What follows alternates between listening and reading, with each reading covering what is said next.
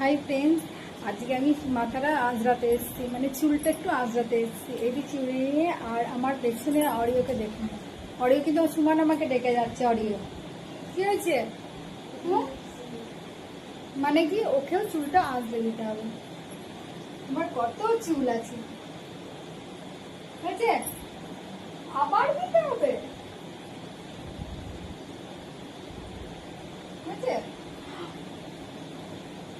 বুঝতে পারছেন? একে দেখি কটা দেখি,